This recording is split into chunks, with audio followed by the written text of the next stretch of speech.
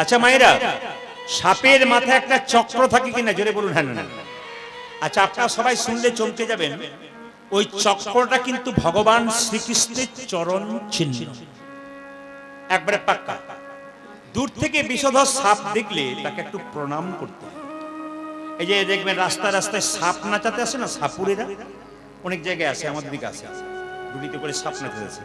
সাপ দূর থেকে দেখবেন, প্রণাম করবেন দূর থেকে। আচ্ছা বেশ, সাপের জিভটা কাটা না গোটা জোরে বলুন?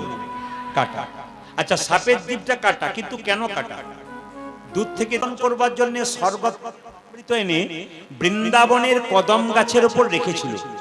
সাপগুলো ভেবেছিল তাহলে কদম গাছ থেকে হয়তো হাঁড়ি থেকে একটুখানি অমৃত ঘাসে পড়ে গেছে, আমরা চেটে চেটে খাই।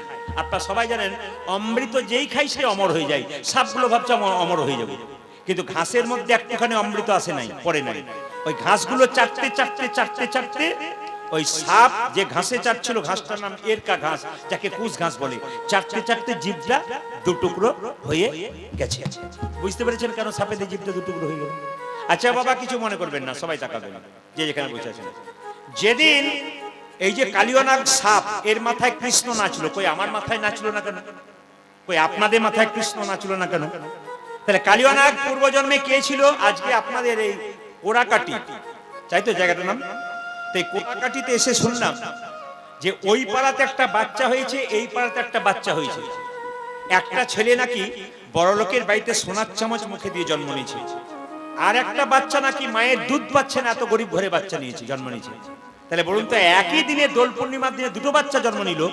একজন মায়ের দুধ খাচ্ছে সোনার চামচ মুখে দিয়ে, আর একজন ভিখারির বাড়িতে জন্ম নিচ্ছে, মায়ের বুকে দুধ পাচ্ছে না, মা এত অসুস্থ। তাহলে দুজনই জন্ম নিল, কর্ম কার ভালো ছিল? যে সোনার চামচ জন্ম নিয়েছে তার পূর্বজন্মে জন্ম ভালো ছিল, কর্ম ভালো ছিল, এই জন্মে ভালো জন্ম হলো। আর যিনি গরিব ঘরে জন্ম নিলেন, কর্ম একটু খারাপ ছিল, এখানে জন্ম নিলেন। এইবারে প্রশ্ন, ওই বড়লোকের ছেলেটি জন্ম নেওয়ার পর যদি কুকৃতি করে, খারাপ কাজ করে, পরের জন্মে তাকে সেরকম করতে হবে। আর যে ছেলেটা গরিবের বাড়িতে জন্ম নিল, ও যদি কর্ম ভালো করে, পরের জন্মে ভালো করবে। তার মানে আপনি এখানে কি শিক্ষা পেলেন? এই যে মানুষ জন্ম পেয়েছেন, এই জন্ম পাবার পর যদি ভালো কর্ম করতে পারেন, তাহলে পরের জন্মে আপনার ভালো কুলে জন্ম হলো। ভালো কুল মানে কোনটা বলুন তো? টাকা পয়সা ওলা লোকের ঘরে ভালো কুল নয়। ভালো কুল মানে কোন কুল? কৃষ্ণ ভক্তের পরিবারে যিনি জন্মগ্রহণ করবেন, তারই সবচাইতে ভালো কুল। এইদিকে বাবা, সবাই তাকা যান, যে যেখানে আছেন মন দিয়ে শুনে দেবেন। এই কালিয়ানাগ পূর্বজন্মে কে ছিল? রাজা। সাপ হলো কেন মা? অপরাধ। কার কাছে? বৈষ্ণবের চরণে। এখানে অনেক সাধুগুরু বৈষ্ণব আছেন, আমি আপনাদের বলবো বৈষ্ণবের চরণে কোনদিন অপরাধ করবেন না। আপনার তাকিয়ে দেখুন, মাঝখানে আমার বাবা বসে আছেন, সাধু বাবা ওখানে বসে আছেন, এখানে একজন বাবাজি বসে আছেন। ইনার চরণে জীবনে অপরাধ করবেন না। ইনাদেরকে দেখে আপনারা অপমান করবেন না, ইনাদেরকে সম্মান করতে শিখুন, জীবনে কি দেখবেন লাভ আছে। মুসলিম সমাজে কোনো মৌলবী পেরিয়ে গেলে ওরা কি করে? মাথা নিচু করে পেরিয়ে যায়। আর আমাদের কোন সাধুগুরু বৈষ্ণব পেরিয়ে গেলে আমরা ঠাট্টা করতে শুরু করে দিই, অবহেলা করতে শুরু দিই। এইটাই আমাদের অধঃপতনের একটা মাত্র কারণ। সবার কাছে নিবেদন রইল, এই সাপটি পূর্বজন্মে রাজা চন্দ্রধ্বজ ছিল। কেন সাপ হলো মায়েরা? পেটে প্রচন্ড যন্ত্রণা, কোনো মতে রোগ ভালো হচ্ছে না, ভাগবতীয় কথা। রাজা বললো, তার কর্মীদেরকে বললো, তোমরা একজন ভালো কবিরাজের সন্ধান দিতে পারছো না যে আমার পেটের যন্ত্রণা ভালো করতে পারে? একজন বলল, একটা ভালো কবিরাজের সন্ধান দেবো, তোমার পেটের যন্ত্রণা ভালো হবে, তবে হ্যাঁ একটা নিয়ম আছে। বলে কি? তুমি যে যার কাছে গেলেন তিনি বললেন, শোনো রাজা, তোমার পেটের যন্ত্রণা ভালো হবে একটি উপায়। বলে কি? না, তুমি যে রাজবাড়িতে বাস করছো তার পেছন দিকে একটা সরোবর আছে, পুকুর আছে, ওই পুকুরে একটা রাজহাঁস খেলা করছে, ওই রাজহাঁসটাকে ধরে তাকে হত্যা করে তার পিত্তটা খেতে পারলে তোমার পেটের যন্ত্রণা ভালো হবে। রাজা যখন রাজহাঁসটাকে ধরে আনলো, রাজহাঁস কেঁদে কেঁদে বললো, আমি বিজ্ঞ রাজহাঁস, আমি কথা বলতে পারি। বেশ, ঠিক আছে, তুমি কথা বলতে পারো, তা বলো তুমি কি বলতে চাও? আমাকে না মেরে যদি তোমার পেটের যন্ত্রণা ভালো হয় একটা উপায় বলবো। বলে বলো। যে সরোবর থেকে আমাকে ধরে আনলে তার উত্তর দিকে একটা গাছের উপরে এক মণি বসে আছে, ওই মণির চরণ ধোয়া জল তুমি যদি পান করতে পারো, তোমার পেটের যন্ত্রণা ভালো হবে। রাজা বলে কথা, মা সোনার পাত্র নিয়ে গিয়ে বললো, মণিবর তুমি তোমার বাঁ পাটে গিয়ে দাও। যখন বাঁ পাটে গিয়ে দিল, পুঁজার রক্ত, এই জল আমি পান করতে পারবো না। মণিবর তুমি তোমার ডান পাটে গিয়ে দাও। যখন ডান পাটে গিয়ে দিল, পুঁজ রক্ত তো রয়েছে, তার সঙ্গে পোকা কিলবিল কিলবিল করছে, এই জল আমি পান করতে পারবো না। রাজা সেই মুনির সাধু বাবা চরণ ধোয়া জল পান করতে পারলো না, একটা ভালো কাজ করেছিল, মাথায় করে নিয়েছিল। সবার কাছে নিবেদন রইল যে যেখানে বসে আছেন, এই যে আপনাদের বাড়িতে বৈষ্ণব যায়, সাধু যায়, পা ধুয়ে দেন না মা, জোরে বলুন। যদি সেই জলটা পান করতে আপনাদের খারাপ লাগে, পান করার দরকার নেই। যদি না করতে পারেন অন্তত তার চরণ ধোয়া জলটা একটু মাথায় নেবেন। শাস্ত্র বলছে বৈষ্ণবের চরণ ধোয়া জল যদি মাথায় না যায়, গোবিন্দের আশীর্বাদ তার মাথাতে পড়ে। এমনি এমনি হয় নাই, পূর্বকাল থেকে, প্রাচীন কাল থেকে মানুষ এটা করে আসছে, কেন? আশীর্বাদ পাওয়ার জন্য। ওই জন্য আমি সবাইকে বলি, আপনার বাচ্চাকে নিয়ে রাস্তায় যাচ্ছেন, কোনো বৈষ্ণব পেরিয়ে যাচ্ছেন, তাকে ডেকে বলবেন একবার প্রণাম করে নি, এসো বাবা একটু প্রণাম করে নাও, মা শিখিয়ে দিচ্ছে।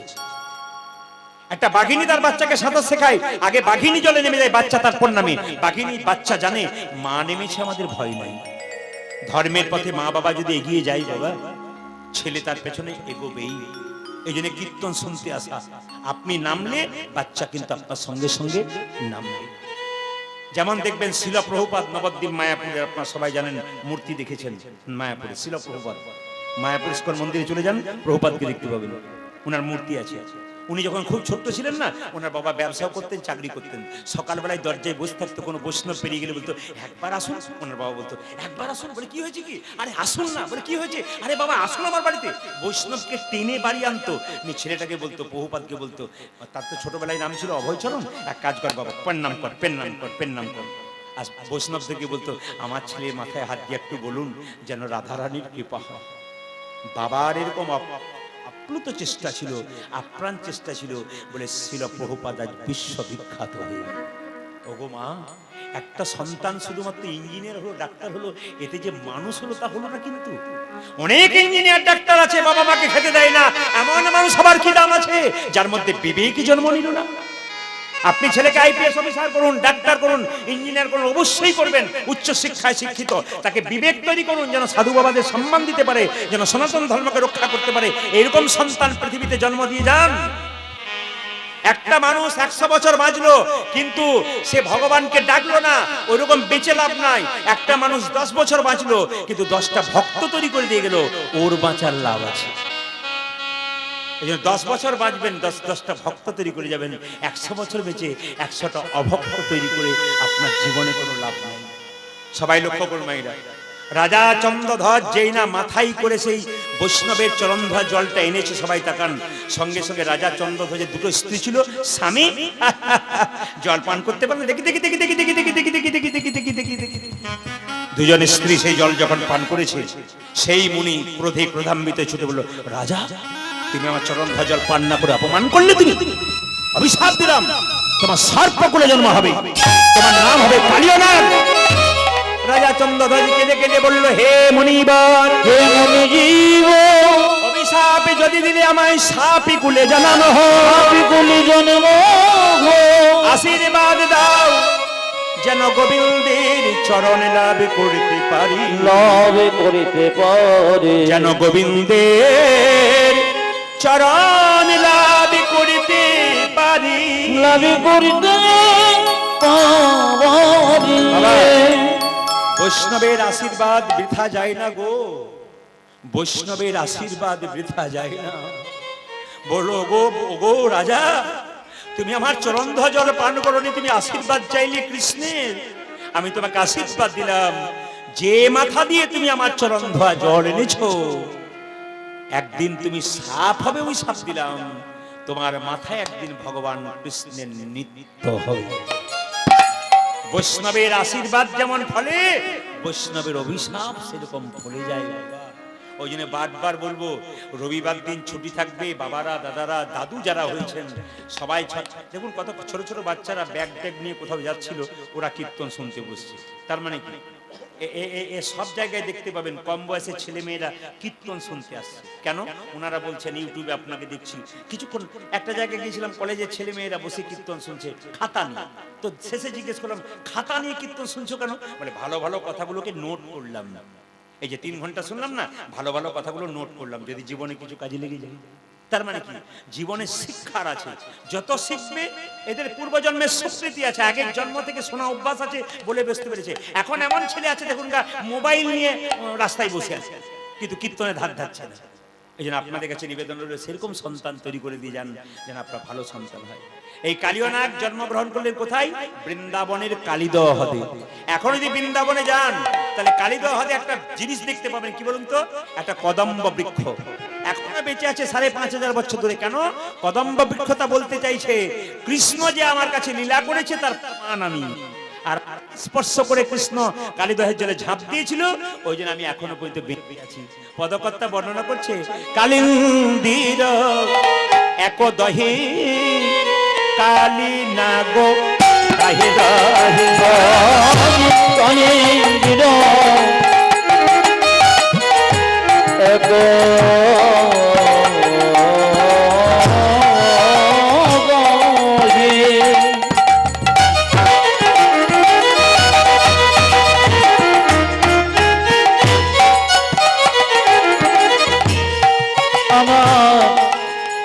নগো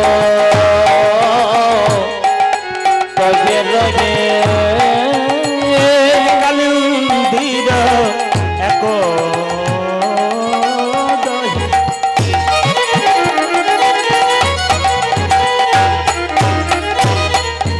কালী নাগো তাহের আজ কালিন্দির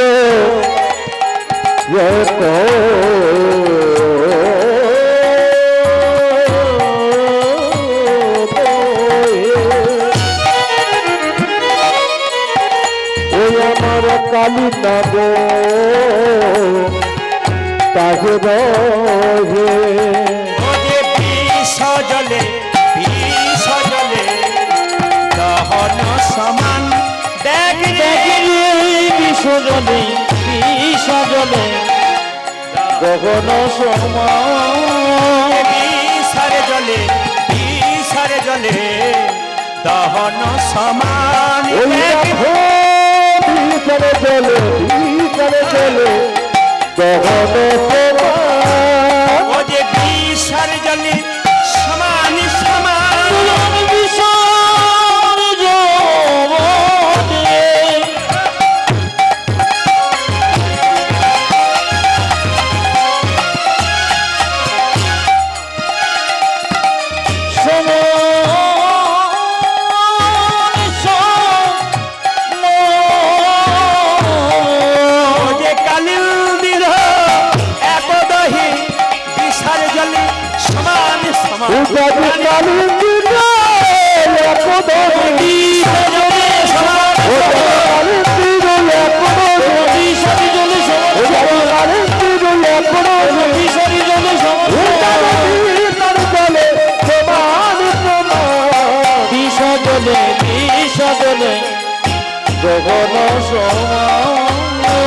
মায়েরা গ্রহণ কিন্তু ছেড়েছে, আপনার সবাই বলুন ধরে দিন গ্রহণ ছেড়েছে।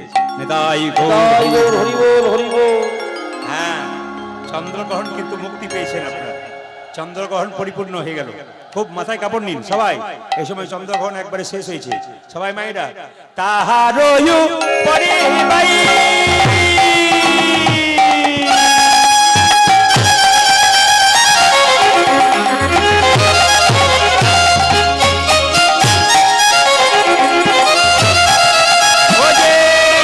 পাখি উড়ে যাই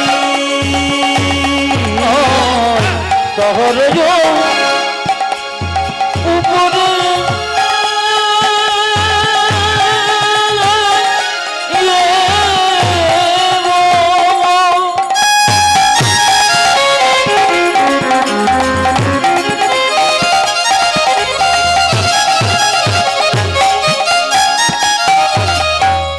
পাখি উড়ে উড়োধ্বনি সবাই পাখি উঠছে।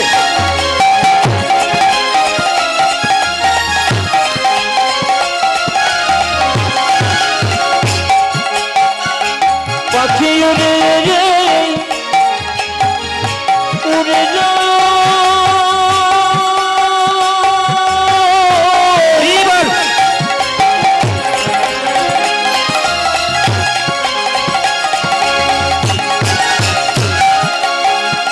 পাখি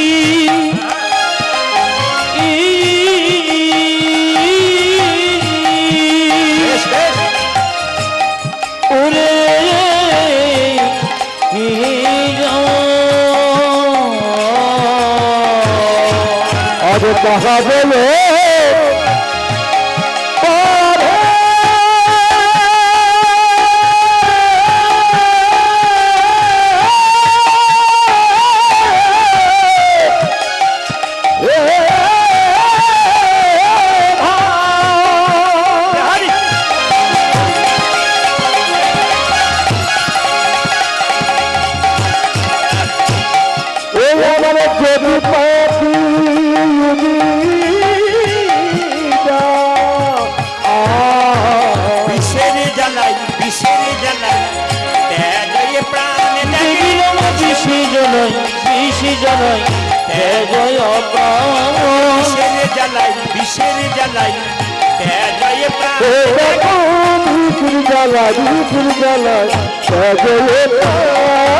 কোনো অপরাধ করি নাই কোনো অপরাধ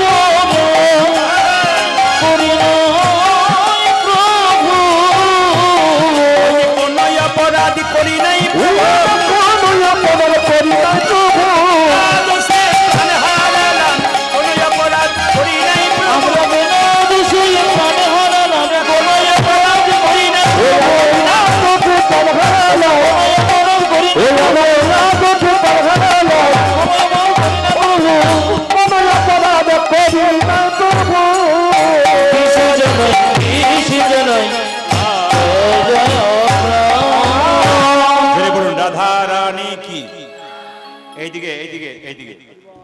যার ভেতরে হিংসা আছে, যার ভেতরে বিবাদ আছে, তার ভেতরে কালীয় নাগ আছে। আস্তে বাবা, সবার কাছে নিবেদন রইল, যার ভেতরে হিংসা আছে, বিবাদ আছে, তার ভেতরে কালীয় নাগ আছে। সবাইকে একটা কথা বলবো, ধরুন আপনি কৃষ্ণ ভক্ত, আপনি হরিনাম করছেন, পাশের বাড়ির লোক আপনার ক্ষতি করার চেষ্টা করছে, আপনি জানতেই পারলেন না, কিন্তু পরিষ্কার জেনে নিন, ভগবানকে যদি কেউ ধরে থাকতে পারে আর যদি নিজ কর্ম করতে থাকে, আপনার খারাপ যদি পাশের বাড়ির লোক করতে চেষ্টা করে, আপনি বুঝতে পারলেন না, ভগবান কিন্তু তার ব্যবস্থা আপনা আপনি করে দেবে। একটু প্রমাণ দেখে নিন সবাই, এইদিকে আস্তে আস্তে আস্তে আস্তে সবাই প্রমাণটা দেখে নিন। যেমন শাস্ত্র বলছে, মদ ভক্ত যত্র গচ্ছন্তি তত্র গচ্ছামি পার্থিব, ভক্তানুমন গচ্ছন্তি মুক্ত স্থিতি বিষয়। মানে কি মা, আমি খুব সহজ করে বোঝাই। আপনার বাড়িতে একটা গাভীর বাছুর হয়েছে, ধরুন আপনি গাভীটাকে দড়ি দিয়ে বেঁধেছেন আর বাছুরটাকে ছেড়ে দিয়েছেন, বলুন তো গাভী কি দড়িতে বাঁধা থাকবে না ছটফট করবে? জোরে বলুন, জোরে বলুন, কি করবে? কেন করবে বলুন তো? যদি বাছুরটাকে কেউ কেড়ে নেয়, যদি বাছুরটা খালে বিলে পড়ে যায়, যদি বাছুরটা আমার চোখের আড়াল হয়ে যায়, সেরকম যিনি কৃষ্ণ ভক্ত, তিনি হরিনাম করতে করতে রাস্তা দিয়ে চলে যাচ্ছেন মায়েরা, সে যদি কোনো বিপদে পড়ে বা কেউ যদি তাকে কষ্ট দেয়, তার জন্য ভগবান দেখবেন তার পেছনে গাভীর মতো ছটফট ছটফট ছটফট করে চলতে থাকে। এই জন্য অনেকে বলে না যে কোনো চিন্তা নেই, গোবিন্দের নাম যখন শুনতে এসেছো ঘরের চিন্তা করো না। পণ্ডিত বললেন, মান মানা মদ ভক্ত মদ জাজিমাং নমস্কুরু। হ্যাঁ, আচ্ছা মায়েরা, কালীয় নাগ, আচ্ছা এবার বলি, যেদিন কৃষ্ণ কালীয় নাগকে দমন করেছিল, সেদিন কিন্তু দাদা বলরামের জন্মদিন ছিল। সবাই হাত তুলে বলবেন যাদের হয়, আপনাদের ছেলে মেয়ের জন্মদিনে আপনারা কেক কাটেন? জোরে বলুন। না, বলতে হবে কিন্তু, ভয় খেলে চলবে না। কেক কাটেন? দু চারজন। এর ভোটের সময় হয় না, কিছু ব্যক্তি যেমন দুপক্ষে মুড়ি খায়, কাকে যে ভোট দেয় কেউ জানে না। কেক কাটেন? এটা বলে আপনারা কেক কাটেন তো? বেশ ভালো কথা, খুব খুশি। আচ্ছা, মোমবাতি জ্বালান, নিয়ে আবার নিভিয়ে দিন। আচ্ছা দেখবেন, কিছু মনে করবেন না, যারা বুদ্ধিমান আছে, যারা চুপ করে আছে, হ্যাঁ বলবো না, নাও বলবো না, যা বলছি ওরে বলুন।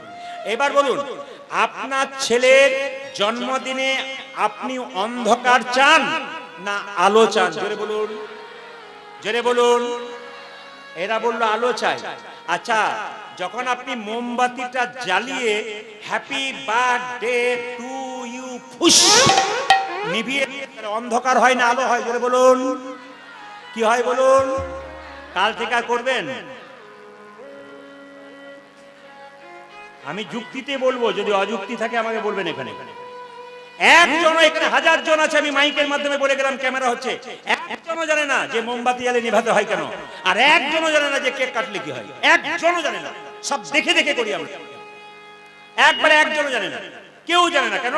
এটা তো নয়, এটা হচ্ছে খ্রিস্টানদের। খ্রিস্টানরা এগুলো করছে, ওগুলো দেখে আমরা করছি। বলুন তো, একজন খ্রিস্টান দুর্গাপুজোতে পুষ্পাঞ্জলি দেয়? জোরে বলুন। আর যীশু খ্রিস্টের যেদিন জন্মদিন হয় কেক কাটেন না, কেক খান না? আপনি খাবেন, যীশু খ্রিস্টকে মানবেন, কিন্তু আপনাদের কাছে নিবেদন রইল, আপনি অন্যের ধর্মকে ধার করছেন কেন? আপনার ঘরে এত সম্পদ রয়েছে, আপনি নিচ্ছেন না কেন? কৃষ্ণের জন্মদিনে কেক কাটা হয়েছিল, লাড্ডু খাওয়ানো হয়েছিল, কেকের মধ্যে ডিম থাকে। কেক কেন খাওয়াবেন শুভ দিনে? ছেলে পরীক্ষা দিতে যাবে শুভ দিনে, আপনার ডিম খাওয়ান? জোরে বলুন।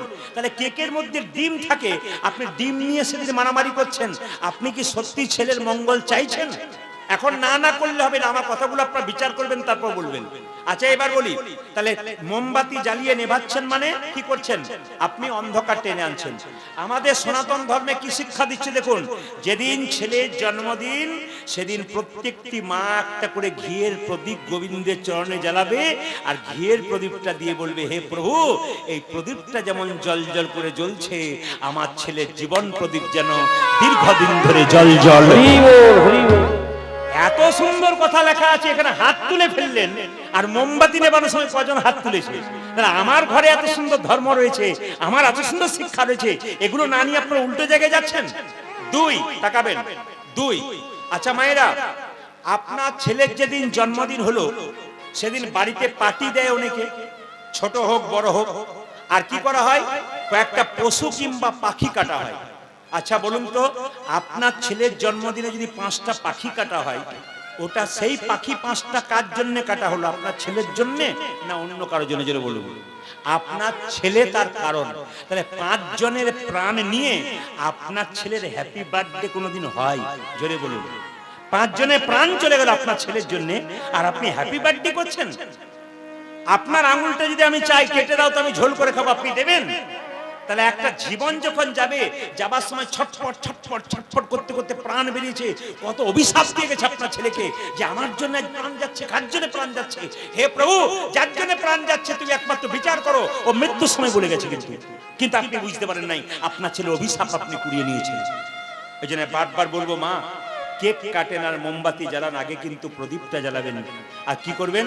অন্তত একটু পরমান্ন পায়েস তৈরি করে গোবিন্দের চরণে দিয়ে বলবেন, হে প্রভু, বলে কি, আমার ছেলে যেন ভবিষ্যতে প্রসাদ ভোজি হতে পারে। সুন্দর কথা লেখা আছে, অথচ আমরা কোন দিকে যাচ্ছি?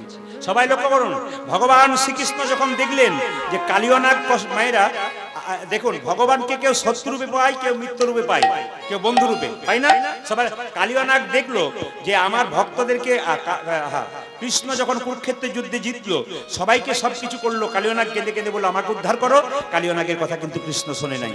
তখন বললো, তুমি যদি আমার কথা না শুনলে, আমি এইখানে এমন বিষ ঢালতে শুরু করবো, এই পথ দিয়ে যত পশু পাখি পেরিয়ে যাবে সবাই বিষের জ্বালায় ছটফট ছটফট করবে, আর ছটফট করতে করতে তোমাকে ডাকবে, আর তোমাকে যখন ডাকবে তুমি ভক্তের ডাকে ছুটে আসবে, আমাকে কোথাও যেতে হবে না, আমি এখানে বসেই তোমার চরণ লাভ করতে পারবো। তাহলে কালিয়নাগ কত বড় ভক্ত দেখুন। তাই ভগবান শ্রীকৃষ্ণ মাকে বলছে, মা, কালিয়নাগ আমার কষ্ট দিচ্ছে ভক্তদেরকে, ভক্তদের কষ্ট দিলে আমি সহ্য করতে পারি না, আমায় সাজাইয়ে দাও, আমায় সাজাইয়ে দাও, সাজাইয়ে দাও, সাজাইয়ে দাও, সাজাইয়ে দাও, সাজাইয়ে দাও, সাজাইয়ে দাও, ঘরে যাবার সময় হলো, সাজাইয়ে দাও, সাজাইয়ে দাও, বাবু বসে যাওয়ার সময় হলো, সাজাইয়ে দাও, সাজাইয়ে দাও, বসতে যাবার সময় হলো, সাজাইয়ে দাও, সাজাইয়ে দাও, আমার বসে যাওয়ার সময় হলো, সাজাইয়ে দাও, সাজাইয়ে দাও।